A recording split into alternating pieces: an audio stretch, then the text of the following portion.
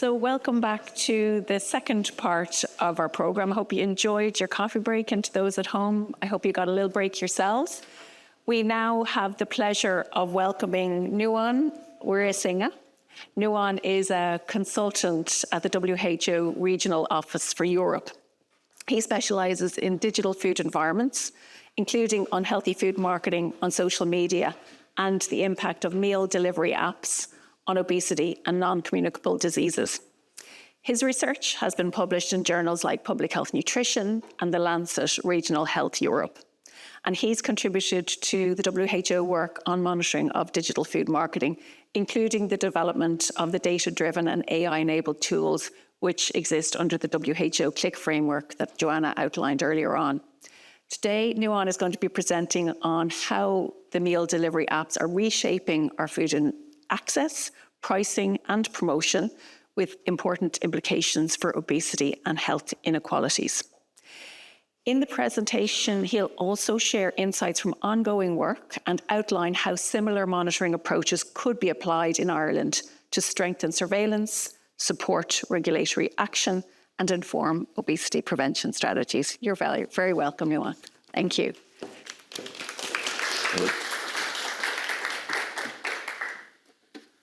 Good morning, everyone, and thanks, Elaine, for the nice introduction, as well as Safefood for the invitation to come here and present our work. So we heard really nice presentations in the morning session. Now I'm going to discuss a little bit different area in the meal delivery apps. And first of all, I want to say I work with the WHO and work with the obesity and the LCD area. But my background is computer science. So I'm helping those projects in the technical side. So bear with me if I go more technical than the policy side. So let's go into the details. So that's the topic. So as we mentioned, I'm part of the WHO Europe and work as a consultant on NCD-related projects. So the meal delivery applications, it's an ongoing area, and it's really improving with the COVID. Before COVID, it's not that big area, but it's major part of out-of-home food sector. And the other researchers are showing the out-of-home sector and the meal delivery platforms tend to have unhealthy food options, more unhealthy food options available. So one of the challenges is this is really not studied much, and it's a blank area for the researchers as well as the policymakers. They don't know what's happening in this area, as well as what is the impact, or what kind of foods are served on those platforms. And that's where the WHO, we started looking at this area a few years ago. And the other interesting thing is because this is a separate area, a lot of the regulations related to physical food environments are not applied for these meal delivery platforms. And the other, in terms of the marketing and that kind of areas, it's really unresearched area. If you today we talk about social media advertising and all those things, but those platforms, meal delivery platforms, has their own search capacities, and they can promote whatever they want within the platform. Those areas are not studies in any research. We started to do a few things, but there are a lot of opportunities and a lot of things those algorithms, how they work. In personally, 5 years back, I was work on those platforms as an engineer. So I know internally how those algorithms are work, but the algorithms are not published, or no one knows how it's impacting the food choices the people are making. So start of this one, it is 2021, we start with this report, a WHO report, slide to order. So there we discuss this, what is meal delivery platforms and what is the impact, as well as detail explaining. It's not just a app. What you see is a mobile app or the website, you can order the food. But inside, like it's a really big platform. Like there's a lot of people in all the restaurant, the delivery drivers, and the customers, and the social media advertisement, and like look, big platform. Like so, if you want to do a research and understand how those things work, you need to work on all the areas. So as well as when we start, like we haven't seen any like major studies, like there are simple studies, but we want to see like how we help researchers and the policymakers find into this new research area. And as a first step, what we did was like we did with Kingston University London, we did a study on understanding how we can capture this data. Because like we feel like one of the issues is like the policymakers and the researchers, they don't have a good data set on these areas. So like we thought of like how we can help in that area. What are the challenges? Like it's not only the website, like probably most people are now comfortable with like scraping data from the website. But like sometimes those platforms doesn't have a website. They are purely app-based. And like so then how do we collect this data? And what are the challenges, like the legal, ethical consideration, and all those things. We studied these things, and initially we come up with the technical things, like how we collect data. Like there are few options, like I'm not going to details, like in the publications you can see, or like if you are more interested, you can contact me, I can explain. So generally, like we can use the web scraping, it's available, but it's only limited data you can get. And like there's a thing called APIs, like application programming interfaces. Those things are publicly available, but not publicly documented. So if you have a good technical understanding, you can use those things same as scraping, but like you get a lot of data. Like in the later, I will show some of the data we can collect through these APIs. And like some platform, like they are actively discouraging the web scraping on the API access. So then we can use like other techniques like capturing the screen, and from this one, using the machine learning and the AI, you can collect the data. It's a slow process, but like we can collect. So our message is like from the experience, we can say like any meal delivery application, we can collect data. Whatever publicly available, it's some platform it's easy to collect, but like others it's not. But like we have a defined method of getting data from any platforms. So generally this is kind of data like you can get like the geographical location information, then the restaurant, what kind of cuisines they are. Like they can usually like each restaurant categorize like I'm a Chinese restaurant, Indian restaurant, like that. Those informations, like sometimes the nutrients information, especially in UK, like the large chains, they have to put informations and the food safety details, and then the menu items. And in terms of the marketing, like you can see like within the platform, you get like that kind of like buy one, get one free, or the 45% off. And the menu details, like we can use those things for getting some kind of indication whether it's healthy or unhealthy.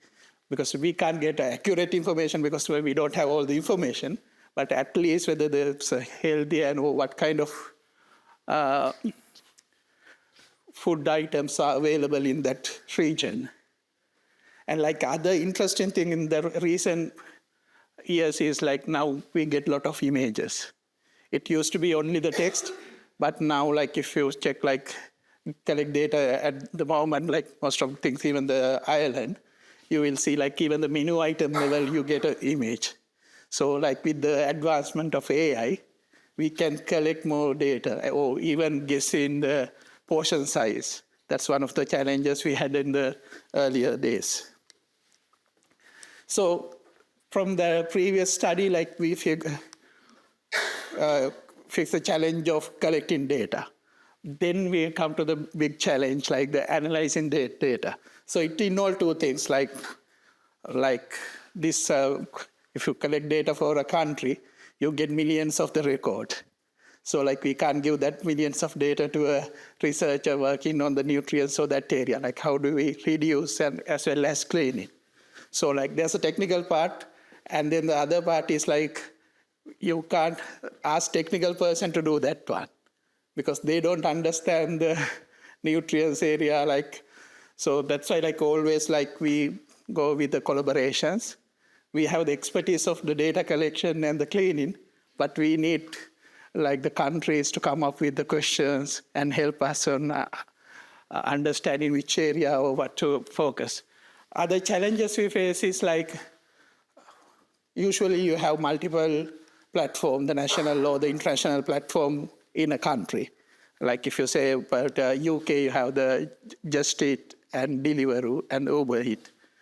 But like we collected the data on all the platforms, and one thing we found out is like it's difficult to compare data because the same restaurants are in the different way, and like there's not an easy way to compare. And the other interesting thing is like most of the platform has the same number of restaurants. So then we decide like there's no point of collecting data from all the platforms. We focused on like whatever the country, we'll say what is the, like geographically where, which platform has the restaurant all over the country. Then we focused on that one rather than collecting data on all the platform. But when we have some discussion on like the city level analysis, so then like we collect on the multiple platforms, see like the local variation. And then the other question I always ask from the audience is like the sales data and the consumption data. We don't know that. And like it's a public, private thing for those companies. And like that's the main limiting factor on like the publication and all those things. We know these menus or these things are offered in this area, region, suburb or the postcode, but we don't know whether like people buy this because that data is not available. So with these things, like we did a couple of publications. So like I put the QR code as well as the link. So this one we talk about like these challenges and how we develop this platform, as well as some analysis on the nutrients, the informations in the UK after that 2022 the regulation on like if you have like more than 250 employees, like you need to put the nutrients information. So like we do some analysis, and like the main idea is to show the potential and like then ask countries to come up with a requirement.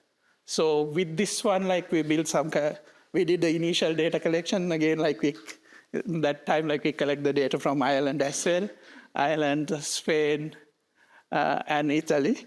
And like this is generally to show the potential of the platform we can collect. Unfortunately, like our original plan was to make this public, but with the legal consideration, like it was not possible. Like we have this one, like if you need the data, like we can provide the data, but like we can't make this public. So after that, like we went to the detailed analysis on this data. So we did this last year with the collaboration with Cambridge University. So like there we mainly focused on the menu item prices as well as the promotions within the app, not the outside like the social media advertisement or the internet advertisement. It's how foods and the restaurant are promoted inside this meal delivery platform. Again, it has a lot of analysis. Like I will show a couple of slides to get you start on this one. So for this study, like we have like collected like 21 million menu items and around like 71,000 unique restaurants in United Kingdom. So it's include the Northern Ireland restaurant as well for that analysis. And like we didn't analyze postcode based, like it's mainly like a national level understanding on the placement and type of cuisines, and whether the independent and the chain restaurant has the differences, and the placement, like if you use the meal delivery platforms, like when you put an address or the postcode, that's where like you start. Then you get a list of restaurants. So we look at the top 10 suggestions only, like some areas like you get 100, as well as the other challenges, like those things are really dynamic, depending on the day, or like sometimes even these days, like it could, depending on your history, it will be different. But like we didn't have that kind of resources to do that analysis. Like we just collected it in one weekend and see like how this worked. Again, that's something like if people interested, like you can focus on the city level, like how it's work on the weekend, the daytime. So like if you have a football match or something like that, or the Valentine Day, like how those of us are changing. So this some of the results we take from this one, like the categorizing the restaurant is really challenging. Like the way we use this, like chain restaurant, like the platform we can identify if it is a chain or not. So like chain could be like even like big companies or the burger companies, or it could be like one or two outlet, but like they categorize them as chains. So then it's come to the chains. And the other interesting thing started after COVID is like the grocery deliveries. Before that, like the meal delivery platform only focused on cooked meals. But nowadays, like it's for everything. So that's why like we categorize it separately. This data is, I think, 2024 collected. If you collected now, like the grocery stores should be more, like a lot of options are available. But as you can see, like the major chains, like the prices are lower compared to the independent one. Like I think your experience, like I'm not naming any of the chains, but like, like most of the chains available are, everyone knows, like they were categorized as unhealthy food brands. So like that's interesting thing, like immediately you see like price point of view, like you get the lower price things with the unhealthy foods. So in terms of offers, like these are the different kind of offers available, like a stamp card, it's like a loyalty card system, percentage of like the free items, free delivery, and like this sometimes like you have the notifications like with the things, like those things are really difficult to analyze because again, like it's dynamic. If you run it like 2 different times, like you get the 2 different kind of offers from the same restaurant. So therefore, it's really challenging to analyze that kind of data for a national level. But like if it is a city level, we can do the things. So with the policy side, like what we need to see is like with this promotional pricing, are we related to the unhealthy food or as accessibility, like the food delivery, like the delivery fees is something like they can control, like the large chains, like they offer free deliveries. So then people tend to use that one more. So those things like we need more analysis, like we can provide the data, but like we need help from the researchers in that area to do the analysis. So again, like this is, I would say, like obvious, but like it's good to point out, like we check this menu item prices with the deprivation index, and you can see like the most deprived areas, like you have the lesser price, and the higher areas have the high price. But like in the paper, we discuss not only this one, there's a lot of different approaches, like different breakdowns, and see how it's. So again, it's a good area to, not only from the nutrient side, like the affordability, food affordability, environment side, like we can do a lot of things with this same data. So then moving to the forthcoming research. This is something similar to I explained for the UK. We collaborated with the Netherlands, this institute, and like we collected the data, and now we have the draft publication. So soon, like next few months, this will be published. So we face different challenges there. Like other issue is like how they define the regions, like you say, like the postcode.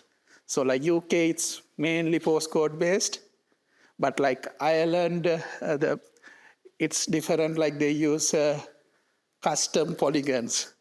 So the Netherlands has something similar. So like collecting data is challenging. So, but like we managed to find a solution how to collect and cover all the Netherlands areas.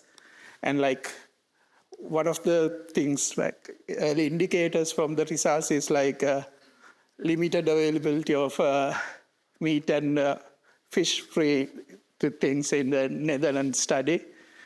And like the Netherlands, like most of the dominance of independent food stores rather than the chain restaurant. I think now the UK is going other way, like more chain restaurant availability in the platform in terms of number of restaurants.